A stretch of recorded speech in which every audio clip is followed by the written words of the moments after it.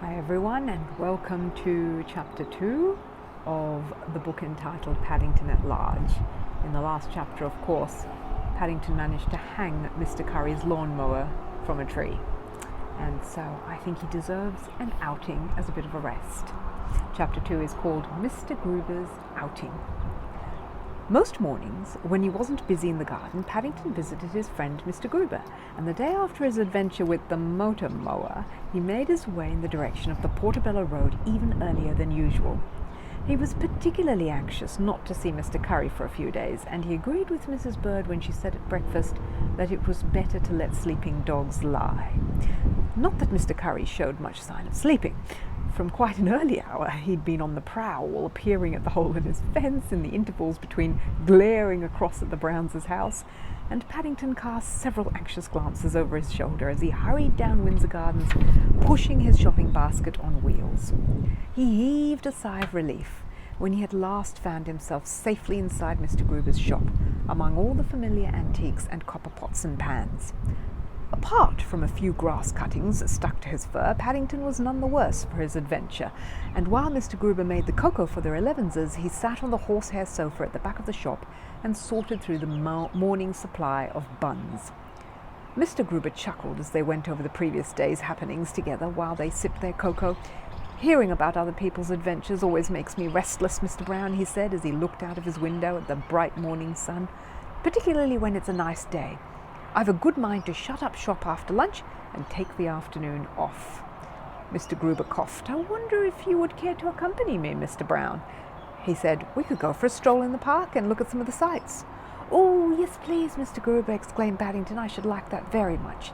Paddington enjoyed going out with Mr. Gruber, for he knew a great deal about London, and he always made things seem interesting. "We could take Jonathan and Judy," said Mr. Gruber, "and make a picnic of it." Mr. Gruber became more and more enthusiastic as he thought the matter over. "All work and no play never did anyone any good, Mr. Brown," he said, "and it's a long time since I had an outing." With that, he began to bustle around his shop, tidying things up, and he even announced that he wouldn't be putting his knick-knacks table outside for the day, which was most unusual, for Mr. Gruber always had a table on the pavement outside his shop, laden with curios and knick-knacks of all kinds at bargain prices. While Mr. Gruber busied himself at the back of the shop, Paddington spent the time drawing out a special notice in red ink to hang on the shop door while they were away, and it said, "Important," with a double M, "announcement," an-ouncement. "This shop will be closed for the annual staff outing this afternoon." After underlining the words with the remains of the cocoa lumps, Paddington carefully wiped his paws and then waved goodbye to Mr. Gruber before hurrying off to finish the morning shopping. When she heard the news of the forthcoming outing, Mrs. Bird quickly entered into the spirit of things, and she made a great pile of sandwiches, ham and 2 kinds of jam for Mr. Gruber, Jonathan and Judy, and some special marmalade ones for Paddington. These, together with a tin of freshly made fairy cakes and some bottles of lemonade, soon filled Jonathan's rucksack to the brim. "Sooner Mr. Gruber than me," said Mrs. Bird after lunch as she watched the heavily laden parties set off up the road led by Mr. Gruber, carrying a large guidebook, and Paddington with his suitcase, opera glasses, and a pile of maps. "Paddington did say they're going to the park, didn't he?" asked Mrs. Brown. "It looks rather like they're off to the North Pole." "Knowing Paddington," said Mrs. Bird darkly, "perhaps it's as well they're prepared for any emergency." In Mrs. Bird's experience, an outing with Paddington was more likely than not to end up in some kind of disaster, and she wasn't sorry to be out of the way for a change. All the same, Mrs. Bird would have been hard put to find fault with the orderly procession which neared the park some while later, and even the policeman on point duty nodded approvingly when Mr. Gruber signalled that they wanted to cross the road. He at once held up the traffic with one hand and touched his helmet with the other when Paddington raised his hat as they went by. It had taken them quite a long time to reach the park, for there had been a great many shop windows to look in on the way, and Mr. Gruber had stopped several times in order to point out some interesting sights he didn't want them to miss. Although Paddington had been in a number of parks before, it was the first time in his life he had ever seen a really big one, and as Mr. Gruber led the way through the big iron gates, he decided he was going to enjoy himself. Apart from the grass and trees, there were fountains, swings, deck chairs, and in the distance he could even see a lake shimmering in the afternoon sun. In fact, There was so much to see he had to blink several times in order to make sure he was still in London. Mr. Gruber beamed with pleasure at the look on Paddington's face. "It might be an idea to go and sit by the lake first of all, Mr. Brown," he said. "Then you can dip your paws in the water to cool off while we have our sandwiches." "Thank you very much, Mr. Gruber," said Paddington gratefully. The hot pavements always made his feet tired, and the thought of being able to cool them and have a marmalade sandwich at the same time seemed a very good idea. For the next few minutes Mr. Gruber's party was very quiet indeed, and the only sound apart from the distant roar of the traffic was an occasional splash as Paddington dipped his paws in the water and the clink of a marmalade jar as he made some extra sandwiches to be on the safe side. When they had finished their picnic, Mr. Gruber led the way towards a small enclosure where the swings and slides were kept, and he stood back while Paddington, Jonathan and Judy hurried inside to see what they could find. Paddington in particular was very keen on slides, and he was anxious to test a large one which he had seen from a distance. It was when the excitement was at its height that Mr. Gruber suddenly cupped one hand to his ear and called for quiet. "I do believe there's a band playing somewhere," he said. Sure enough, as the others listened, they could definitely hear strains of music floating across the park. It seemed to be coming from behind a clump of trees, and as Mr. Gruber led the way across the park, it gradually got louder and louder. Then, as they rounded a corner, another large enclosure came into view. At one end of it there was a bandstand, and in front of that there were rows and rows of seats filled with people listening to the music. Mr. Gruber pointed excitedly at the bandstand. "We're in luck, Mr. Brown," he exclaimed. "It's the Guards." While Mr. Gruber went on to explain that the Guards were a very famous regiment of soldiers who kept watch over Buckingham Palace and other important places, Paddington peered through the fence at the men on the platform. They all wore brightly coloured uniforms with very tall black hats made of fur, and their instruments were so highly polished they sparkled in the sun like balls of fire. "It's a good many years since I went to a band concert in the park, Mr. Brown," said Mr. Gruber. "I've never been to one, Mr. Gruber," said Paddington. "That settles it then," replied Mr. Gruber, and as the item came to an end and the audience applauded, he led the way to the entrance and asked for 4 5-pence tickets. They just managed to squeeze themselves into 4 seats near the back before the conductor, a very imposing man with a large moustache, raised his baton for the next item. Paddington settled himself comfortably in his seat. They had done so much walking that day he wasn't at all sorry to be able to sit down and rest his paws for a while, and he applauded dutifully and cheered several times when, with a flourish, the conductor at last brought the music to an end and turned to salute the audience. Judy nudged Paddington. "You can see what they're going to play next," she whispered, pointing towards the bandstand. "It's written on that board up there." Paddington took out his opera glasses and leaned out into the aisle as he peered at the board with interest. There were several items called selections which he didn't immediately recognize. These were followed by a number of regimental marches, one of which had just been played. After that came another selection from something called a surprise symphony, which sounded very good value. But it was as he peered at the last item that a strange expression suddenly came over Paddington's face. He breathed heavily on his glasses several times, polished them with a piece of rag which he got from his suitcase, and then looked through them again at the board. "There's called a selection from Schubert's Unfinished Symphony," explained Judy in a whisper as the music started up again. "What?" exclaimed Paddington hotly as his worst suspicions were confirmed. "Mr. Gruber's paid 5 pence each for our tickets, and they haven't even finished it?" "He died a long time ago," whispered Judy, "and they never found the rest of it." 5 pence each!" exclaimed Paddington bitterly, not listening to Judy's words. "That's 20 pence!" "Shh!" said someone in the back row. Paddington sank back into his seat and spent the next few minutes giving the conductor some hard stares through his opera glasses. Gradually, as the music reached a quiet passage, everyone closed their eyes and began to sink lower and lower in their seats until, within a matter of moments, the only movement came from somewhere near the back of the audience, as a small brown figure got up from its seat by the gangway and crept towards the exit. Paddington felt very upset about the matter of the unfinished symphony, particularly as it was Mr. Gruber's treat, and he was determined to investigate the matter. "Here," said the man at the entrance, "if you goes out you won't be allowed in again. It's against the rules and regulations." Paddington raised his hat. "I'd like to see Mr. Schubert, please," he explained.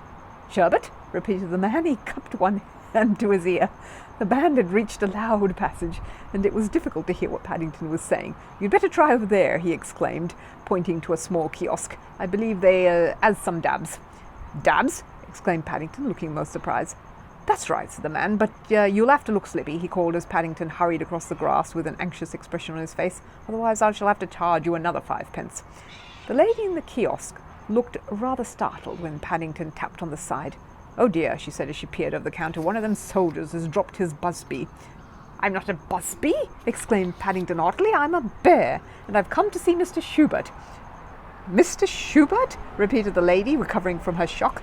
"I don't know anyone of that name, dear. There's a Bert what sees to the deck chairs, but it's his day off today." She turned to another lady at the back. "Do you know Mr. Schubert?" "Glad?" she queried. "There's a young bear gentleman asking after him." "Sounds like one of the musicians," said the second lady doubtfully. "They usually has fancy names." "He wrote a symphony," explained Paddington, "and he forgot to finish it." "Oh dear," said the first lady. "Well, if I were you, I'd go and wait under that bandstand. You're bound to catch them when they come off then. There's a door at the back," she added helpfully. "If you wait in there, it'll save disturbing all the people in the audience." After thanking the ladies for all their help, Paddington hurried back across the grass towards some steps which led down to a small door marked "Strictly Private" at the rear of the bandstand. Paddington liked anything new, and he'd never been inside a bandstand before. It sounded most interesting, and he was looking forward to investigating the matter. The door opened easily when he put his paw against it, but it was when he closed it behind him that he made the first of several nasty discoveries, for it shut with an ominous click, and try as he might, he couldn't pull it open again. After poking at it for several minutes with an old broom handle which he found on the floor, Paddington groped around until he found an upturned box, and then he sat down in order to consider the matter. Apart from the fact that it was dark inside the bandstand, it was also very dusty, and every time the band played a loud passage, a shower of dust floated down and landed on his whiskers, making him sneeze. In fact, the more Paddington thought about things, the less he liked the look of them, and the less he liked the look of things, the more he thought something would have to be done. "Oh dear," groaned Judy, "I've never known such a bear for disappearing." Mr. Gruber, Jonathan, and Judy had opened their eyes at the end of the piece of music, only to discover that Paddington's chair was empty and he was nowhere in sight. "He's left his fairy cakes behind," said Jonathan, "so he can't have gone far." Mr. Gruber looked surprised. "They're just about to play the surprise symphony," he said. "I do hope he's back in time for that." Mr. Gruber knew how keen Paddington was on surprises, and he felt sure he would enjoy the item. But before they had time to discuss the matter any further, the conductor brought the band to attention with a wave of his baton, and quiet descended on the audience once again. It was when the band had been playing for about 5 minutes that a puzzled look gradually came over Mr. Gruber's face. "It seems a very unusual version," he whispered to Jonathan and Judy. "I've never heard it played like this before." Now that Mr. Gruber mentioned it, there did seem to be something odd about the music. Other people in the audience were beginning to notice it as well, and even the conductor was twirling his mustache with a worried expression on his face. It wasn't so much the way the music was being played as a strange thumping noise which seemed to be coming from the bandstand itself, and which seemed to be getting louder every minute. Several times the conductor glared at the man who was playing the drums, until at last, looking most upset, the man raised his sticks in the air to show that he had nothing to do with the matter.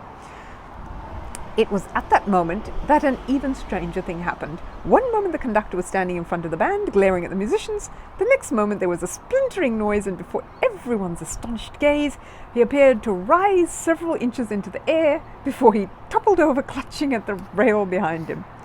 "Crikey!" exclaimed Jonathan as a loud sneeze broke the silence that followed. "I'd know that sneeze anywhere." Mr. Gruber, Jonathan, and Judy watched with growing alarm as a board in the floor of the bandstand gradually rose higher and higher, and after some more splintering noises, a broom handle came into view and waved about in the air. A few seconds later, the broom handle was followed by a familiar-looking hat and some even more familiar-looking whiskers. "Excuse me," said Paddington, raising his hat politely to the conductor. "I'm looking for Mr. Schubert." "Bears in my bandstand!" spluttered the conductor. 30 years I've been conducting and never once fallen off my podium, let alone been knocked off by a bear." Whatever else the conductor had been about to say was drowned in a burst of applause.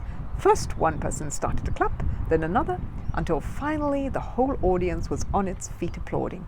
Several people shouted "Bravo!" and a number of others echoed it with cries of "Encore!"